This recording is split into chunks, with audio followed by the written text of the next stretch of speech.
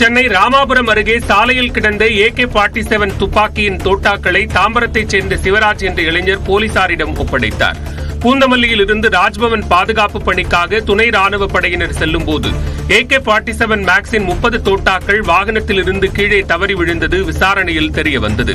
இதனைத் தொடர்ந்து CRPF வீரர்களிடம் தோட்டாக்களை ஒப்படைத்த ராமாபுரம் போலீசார் பொறுப்புடன் நடந்து கொண்ட இளைஞர் சிவராஜை வெகுவாக பாராட்டினர். திருவள்ளூர் மாவட்டத்தின் புதிய ஆட்சியராக நியமிக்கப்பட்டுள்ள பிரதாப் தான் பொறுப்பேற்பதற்கு முன்னர் திருத்தணி முருகன் கோவிலில் சாமி தரிசனம் செய்தார். திருவள்ளூர் ஆட்சியராக பிரதாப் புதிதாக நியமிக்கப்பட்டுள்ளார். இந்நிலையில் இவர் திருத்தணி முருகன் கோவிலுக்கு சென்று வழிபட்டார். கோயில் நிர்வாகம் சார்பில் அவருக்கு மலர் மாலை மற்றும் பிரசாதம் வழங்கப்பட்டது. சென்னையில் பெரியார் சிலையை அவமரியாதை செய்த நாம் தமிழர் கட்சி நிர்வாகியை காவல்துறையினர் கைது செய்தனர்.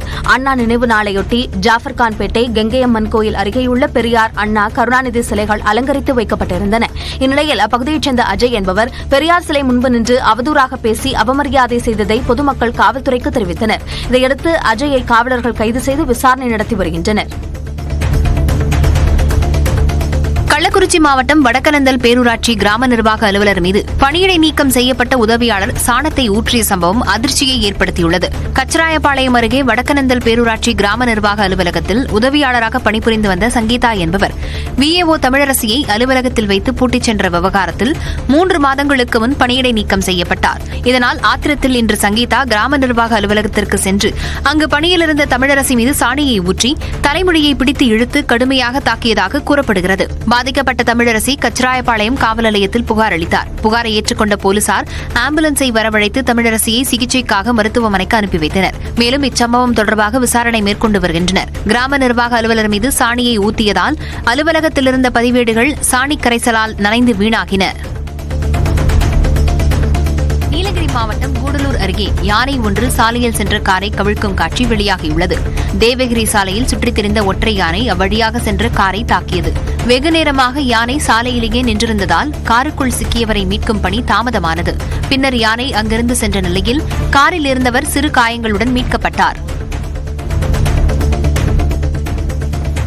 கன்னியாகுமரியில் காட்டுப்பூனையை சிறுத்தை என நினைத்து கிராம மக்கள் பீதியடைந்தனர். மேற்கு தொடர்ச்சி மலையடிவார பகுதியான அருமாங்கோணத்தில் குமரேசன் என்பவரின் வீட்டில் வளர்க்கப்பட்டு வந்த நாயை மர்ம விலங்கு ஒன்று கவிச் சென்றது. இதனை கண்ட குமரேசன் அதை சிறுத்தை என நினைத்து வனத்துறைக்கு தகவல் அளித்துள்ளார்.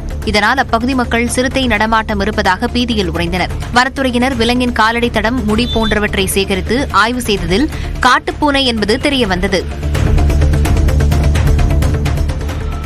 தேனி மாவட்டம் கம்பம் அருகே கணவன் மனைவி இருவரும் நீண்ட நாட்களாக உடல்நலம் பாதிக்கப்பட்டு வந்ததால் விஷமருந்தி தற்கொலை செய்து கொண்ட சம்பவம் சோகத்தை ஏற்படுத்தியுள்ளது. கம்பம் அருகே கோம்பை ரோடு பகுதியைச் சேர்ந்த தம்பதிகளான மனோஜ் மற்றும் தீபிகா இருவரும் நீண்ட நாட்களாக உடல்நிலை பாதிக்கப்பட்டு வந்ததாக கூறப்படுகிறது. இதனால் மன உளைச்சலில் இருந்த இருவரும் அரளி விதையை அரைத்து குடித்துள்ளனர். அக்கம் பக்கத்தினர் இருவரையும் மீட்டு தேனி அரசு மருத்துவமனையில் அனுமதித்தனர். எனினும் சிகிச்சை பலனின்றி இருவரும் பரிதாபமாக உயிரிழந்தனர். இச்சம்பவம் தொடர்பாக கம்பம் வடக்கு காவல் நிலையத்தினர் வழக்கு பதிவு செய்து விசாரணை மேற்கொண்டு வருகின்றனர். தூத்துக்குடி அருகே விசைப்படகு கவிழ்ந்து விபத்துக்குள்ளானதால் கடலில் தத்தளித்த 6 மீனவர்கள் பாதுகாப்புடன் மீட்கப்பட்டனர். தெருவை குளத்தைச் சேர்ந்த